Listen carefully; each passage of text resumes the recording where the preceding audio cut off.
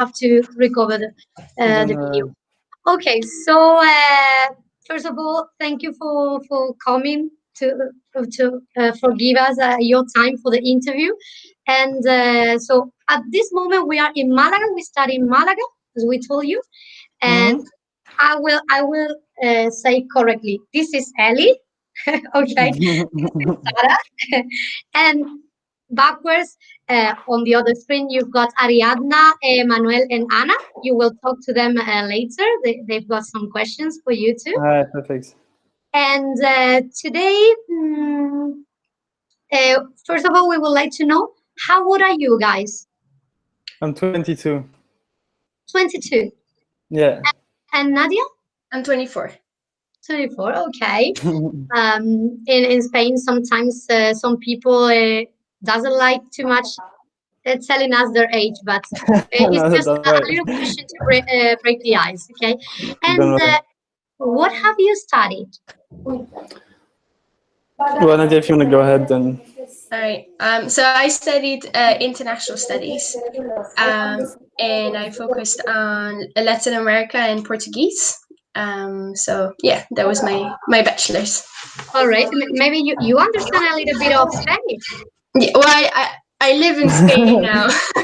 Oh my God! We would think that you were in Edinburgh, so we Well, okay. Finn is in Edinburgh, so I mean, I've spent a lot of time in Edinburgh, so that's why we're doing it together. But I live now in Spain, in Malaga. Really? We can Yeah, have this conversation like in person, and then with Finn with a video call. yeah, Okay. and but Finn lives in Edinburgh, so Yeah, yeah. I study in Edinburgh. I study neuroscience here. Okay, great. And so you're a student, you don't work, I understand, but what will be like your job in the future, or what will you like to do after studies? I mean, I still have quite a couple of years of studying in front of me, so I'm my third year now. So I have to finish because in the UK, or at least in Scotland, as opposed to England, it's 4 year studies. So I have to do 2 more years this year, next year, and then to do a master. And then depending on what I want to do, I'll do like a PhD or go into industry immediately. But like let's say my idea, what I want to do would be in the direction of biotechnology or regenerative medicine, something like that. Okay, interesting and really, really difficult. What about you, Nadia? Well, I've always wanted to work in NGOs, and I've got more and more interest in like refugee questions. So when it comes to immigration, and especially now in Europe, we have a bit of a refugee, well, not crisis, but a refugee question, let's say like that. And I would like to work in NGOs that help them to find a better life and a better integration in Europe. So, yeah. That's interesting too. And here today, as you can see, and also you, Finn, the weather is a little bit cloudy. How's the weather like in Edinburgh? So I think like in the UK in general, the weather is a bit challenging. So especially, I reckon for you guys who live in Spain, it will be a bit difficult because it's quite rainy and cold. So even in summer here, you see people with big jackets on. So there's a lot of rain. There's a lot of like clouds and stuff like that, but it also has like its charm to it. And it's, like I studied in Manchester for my first year, and it's called the rainiest city in the UK. But on the other hand, it's also like kind of the character of the city. So obviously after a certain while, you're happy to be back in France or wherever, so where there's a bit of sun. But during the semester it's fine. So for example, especially in Edinburgh, kind of the coolness and the weather makes it like really cozy. So Edinburgh is like a really cozy city. So you have like these cozy cafes that are really like nice to sit in. And if it's really rainy outside and cloudy and cold, it's kind of nice to sit inside, And okay, great. Is the positive thing. I must add to that I think a lot of people often say that the weather in Scotland or in England is really bad, but it really depends on where you are. So, for example, if you are in Edinburgh, the weather is much better than if you are in Glasgow. In Glasgow, it gets very rainy and dark and soggy, whereas in Edinburgh, because it's on the coast and so it changes very quickly. but therefore you have sunshine and rain, but it's not like you have 10 days of rain in a row and then 10 days of sunshine in a row, which is more likely to happen in Glasgow. So I would always advocate for the weather in Edinburgh not being as bad as people think it is. Okay, you promote very well your city, Edinburgh. Very well. Okay, so what are we doing now is I'm gonna pass you with my colleagues, and they will ask you the questions that you already had in the email. So Okay, perfect. next colleague will be Anna. She's gonna ask you some questions. So I will Okay. pass with you with my colleague. Hi, Hi. I'm Anna. Nice to meet you. Okay, how do sorry, No, it's fine, don't worry. how do young people spend their free time in Edinburgh? I mean, usually, you know, when there's no coronavirus, there's pubs. So that's where you're gonna find most of the students. So, I mean, they do meet a lot in flats. So they're like flat parties, also just like cozy with friends. And they do have to study a lot. So I would say like it's 50% studying in the library or at each other's home. And for the rest, we have like really cozy cafes where a lot of students meet up and study there. The university is really pretty and nice and big facilities for that. Obviously now it's all a bit compromised due to the pandemic, so everything is closed and it's kind of depressing at the moment, not gonna lie. But I mean, normally it's quite fine. Also like the nightlife, if you want to go to clubs, it's not really compared to like London or Manchester. It's not that big, the nightlife, as in nightclubs, but then there's a lot of other things. So there's like these societies, which is kind of characteristic for UK universities. So it's just like a group of students who organize things for like a common topic. And there's societies for everything. There's a Spanish society, Italian society, society for meditation, society for yoga, society for sports. So that's what like students, I'd say, do most in their free time, is being involved in all kind of societies. Okay, and how's the nightlife in Edinburgh? So as I said, it's compared to London or Manchester, it's not a lot of clubs, but the societies organize a lot of things. So, for example, there's a lot of dancing, bachata, and because there's some like clubs there. So for bachata and salsa, there's like a lot of like places where you can learn and dance and everything. Yeah, exactly. And otherwise, I'd say it's like mostly flat parties. So it would be that some students they decide to go the risk and offer their flat for a party, and then everyone goes there, and that's what most people do. And you have also a lot of pubs, as he was saying, like the typical kind of Irish pub style or Scottish pubs, and that's also where a lot of students meet after, like in the evening after studying. Or you also have the one big university building that also has its own pub, so a lot of students also go there, which is very nice, and it's very like the buildings are very antiquated in that sense. So like the typical, I mean, you know that Edinburgh has inspired Harry Potter in terms of its buildings and everything. So when you go to Edinburgh and you get out of the train station, you actually feel a bit like you're in Harry Potter, and that's how a lot of the university buildings look like. I mean, not exactly like Hogwarts, but you know, like just the vibe a bit. Yeah. Okay, So thank you for answering the questions. No, As you have heard before, my name is Manuel. nice to meet you. I have two questions for you. So, what do you like the most from your country and your city? No, go ahead. Okay.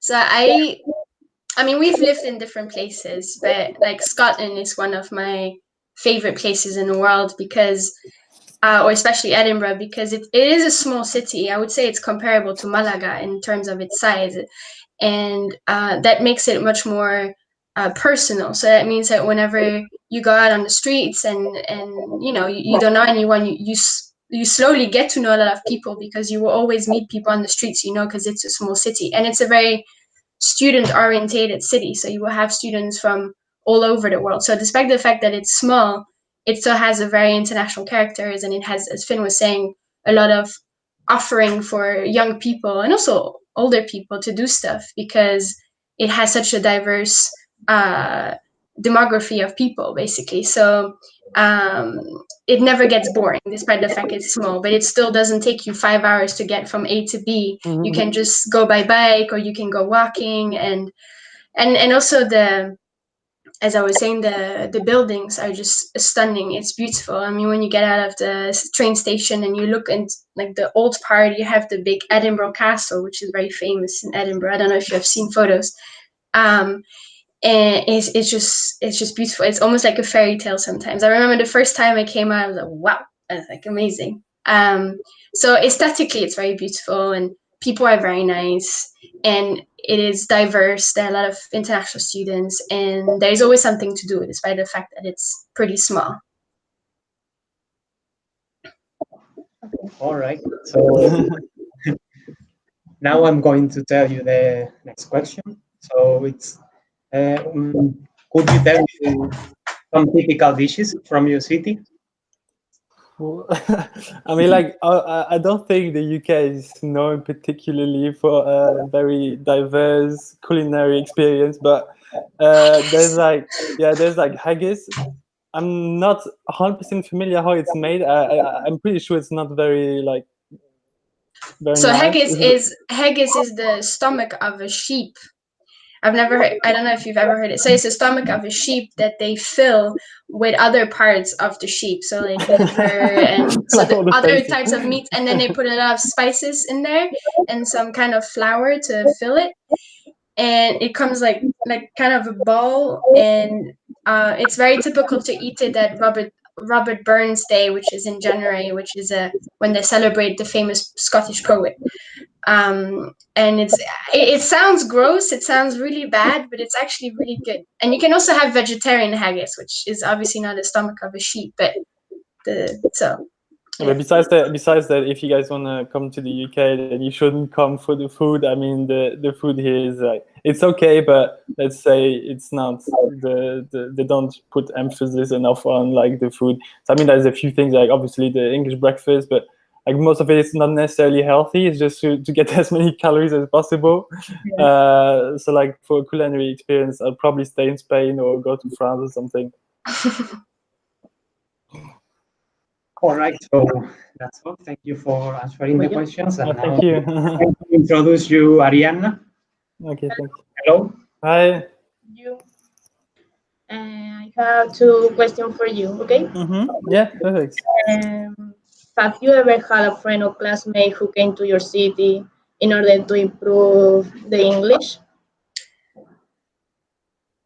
Have you? I mean, yeah. I mean, since I was at university, a few friends of mine came to improve their English because I'm like a person that thinks that going to the country is actually the best way of learning a language, and that's what I've learned. So when I came to the UK, my English was okay, but I really realized really quickly that the English they were speaking there was a bit, they use really different words. Especially there's a lot of students from London or from around Manchester, and they use a lot of words that are not comprehensible for people outside the UK. So it's like slang there, And I've had friends who came over for a few weeks. Obviously, I would recommend staying a bit longer to actually get a better grasp of the language. But if you're here and you're confronted with English all the time, then you're gonna learn it really quickly. So it's definitely a great way to learn English. And I've actually had a lot of Spanish friends who came for an exchange, and they stayed here for half a year or a year in Edinburgh, and they significantly improved their English as well. Okay. And are there nice and friendly people in your city? Excuse me? Are there nice and friendly people in your city? Yeah, I'd say Edinburgh is actually known for like really friendly people. So obviously in every city you have like friendly and unfriendly people.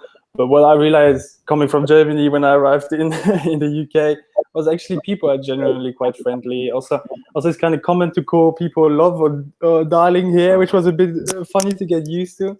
But in general, I would say they're like really friendly. In general, Scottish people are one of the friendliest people I know. And also I don't want to talk bad about the English, but compared to English, they're much more relaxed and friendly, and yeah, I've noticed that. And also, whenever I brought Spanish friends to Scotland, one of the first things they said is, "Oh, Scottish people are so nice." Yeah, my neighbors are Scottish. Oh, really? You're what? Yeah, my neighbors.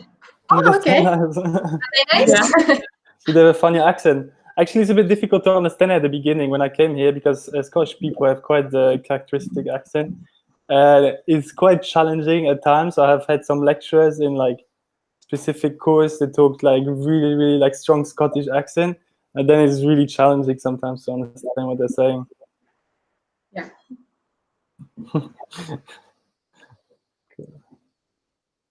Any other questions? They're both on mute now. For sure, we had like 15 or 16 questions, but now my colleague Sarah is going Okay, on. perfect. Hi, I'm Sarah. Hi. I want to ask you, are there any schools where I can improve my English? Yeah, there are some schools. I don't know exactly the name because we never really had to learn English in Scotland, so that way it's we don't know the name exactly. Like I know, for example, here in Spain, it's like Picasso School, or you know, you have different schools. But in Edinburgh, there are definitely a few different schools that offer English classes for people coming from abroad. So it's similar to the Picasso School here in Malaga. They offer courses, and then they offer cultural programs in the afternoon for you to, you know, get to know Edinburgh and practice your English. So there are definitely some nice schools.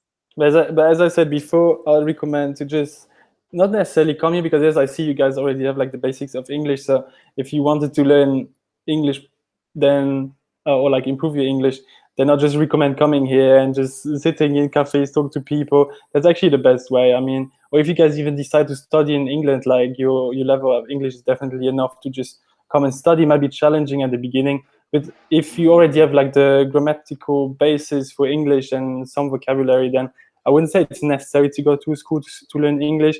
I think you'd be served just walking around, even if you travel here for a few months and you just work in a cafe or something, then your English will improve really quickly and with less effort. Okay. All right. What do you like the most from your city? Excuse Sorry? me? What do you like the most from your city? Italiano.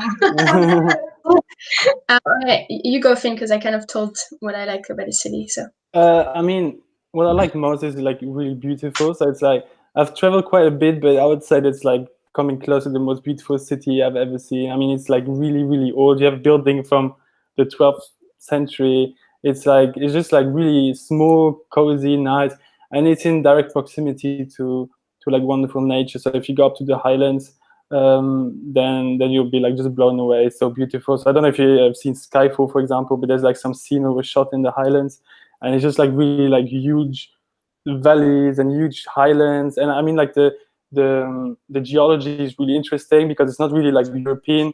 So it's definitely really nice to go there. And it's just next to Edinburgh. So besides the people and the city, I'll definitely like point out that the surroundings are really beautiful. I mean, in England, it's the same. It's also really nice nature. I would say in Northern Europe or like in the UK, the Highlands are like one of the prettiest part to be. Okay. Anything else? I think now Ellie's gonna go on. Okay, perfect. I finished the question.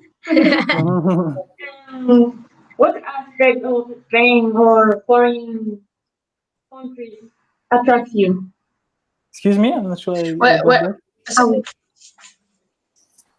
What aspect of Spain or country or country attracts you?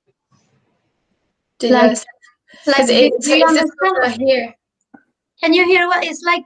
Which aspect It's from not Spain, from this country, or from another foreign country? Do you like the most, or attracts you more?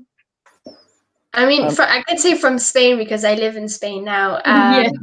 I mean, and I guess my brother as well. Like we've always loved to learn Spanish already when we were in high school, and being able to come to Spain and speak with the Spanish people and interact with them, which are pretty different from the north, you know. So it's something that is very interesting to be able to apply your language that you've been studying in high school, and then you actually realize, oh, there is a use to it, you know. I'm not just like learning Spanish to understand Don Quixote, but actually to speak with la gente. So and also obviously the weather is something that we always point out from the north. You know, obviously Malaga is 360 days apart from today. It's sunny, and you have good food, and the life is very.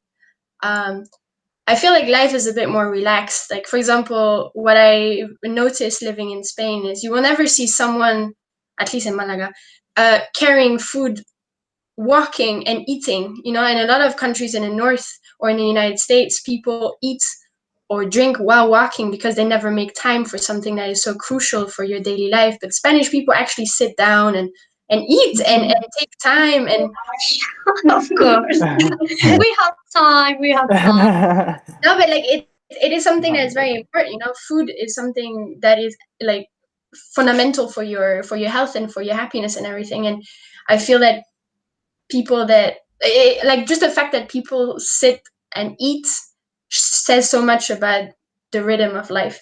And I think that's something that has really that attracted me a lot from Spain or to Spain. So.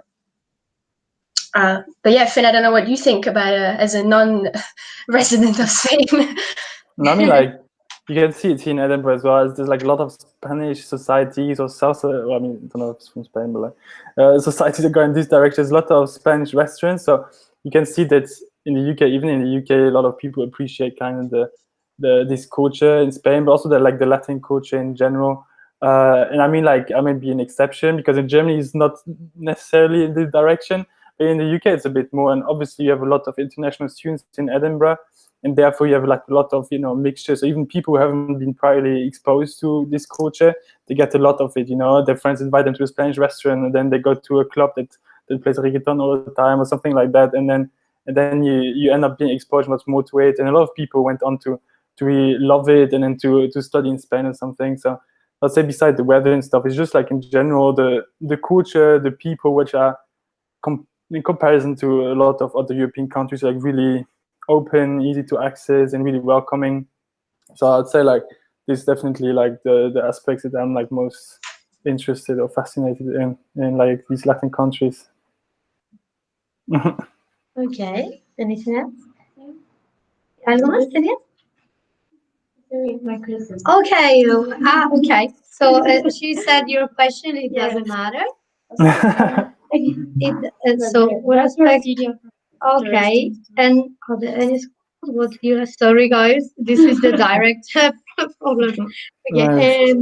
Maybe Yeah. because I think there might have some confusion here because I don't know what Julia told you. Yeah, because so we are our dad is English and Yeah. actually from like Irish Scotland, so half. But we didn't grow up directly in Edinburgh, so that's why I what she told us. yeah, because I could see in the eyes of some, this is confusing. So Finn and I grew up in France and Germany, but we've like lived also like he lives in Scotland. My other brother lives in Scotland. I've lived in Glasgow, and I've been like staying there for a long time, and I love Edinburgh. So that's why we share with you our favorite English or Scottish. But just to explain to you that we didn't grow up our whole life in Scotland. That's why he was talking about Germany and yeah, but she told us you like you wasn't from you weren't from Edinburgh, and we were wondering, okay, where are they from finally? But the thing is, and the goal is, we have to promote schools and high schools in Edinburgh. So that's why we focus on this city. But you've got such a mix of cultures from everywhere, so that's perfect, even better. Yeah. I was just I didn't want to disappoint you in case you were wanting a 100% Scottish person, because I mean we can work on a Scottish accent. No, that will be stressful. yeah. Yes. Sure. Thank you. Exactly. You are so generous. And okay, the rest of the questions, as you told us, you would like to focus on those 10 questions. We think we already have a lot of information, but it was like a little bit strange for us that you didn't mention anything about the history from Edinburgh, because we have heard some histories about witches and from Edinburgh.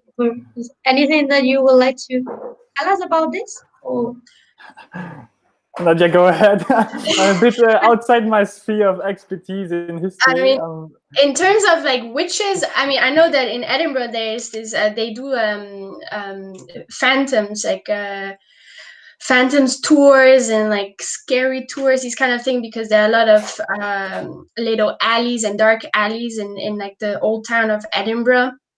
But I personally never done that because that was never something that was very interesting. But Edinburgh definitely has a very interesting story, and Scotland as a whole. I mean, it's different than the English, because I think Scotland is really a different story than English. I mean, I don't know if you have seen the movie Braveheart, or if you know about the Scottish people wanting freedom, and the famous person called William Wallace that was fighting for the freedom of the Scottish people. So I think sometimes outside of the UK, people might not exactly know the difference, and there's a very like different history between England, which was like this big British Empire and colonizer, and then the Scottish people, which started, with clans. I don't know if you know the little clans living in the Highlands and the Lowlands, and that were fighting for freedom from the English, because the English were trying to rule over the Scottish people as well.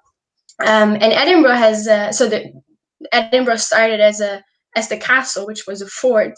So Edinburgh, actually from Gaelic, which was the old language, means the fort of Aden, and that turned into Edinburgh when Scotland became Anglophonized, like English.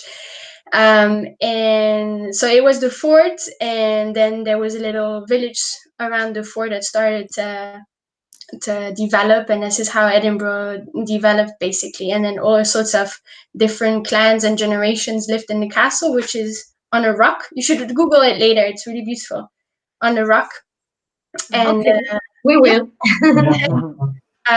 So yeah, but Scottish history is definitely very interesting, and a history that is often overlooked. So that's something that, if you're interested, you should have a look at it. Okay, thank you. Thank you very much. Guys, we would like to say one more time, sorry about the misunderstood, because we came late, because we understood that we had to be here at 6:30 at this time in our country. And finally, you thought it was 5:30. So one more time. Don't worry, it's fine. No worries. No worries, that's fine. And I don't want to steal you more time. You have to go around 6:15. So yeah, I have to teach in. I have a student that I teach in 10 minutes. That's why I was saying. That's cool. That's cool. So but thank you very much as well for you guys and for your interest in Edinburgh. And we hope that you will one day come to Edinburgh, because we promise you're gonna fall in love. Okay, we will. Thank you very much. Nice to meet you guys. Nice to meet you. Nice. Ciao, have a nice day. You too. Ciao. Ciao.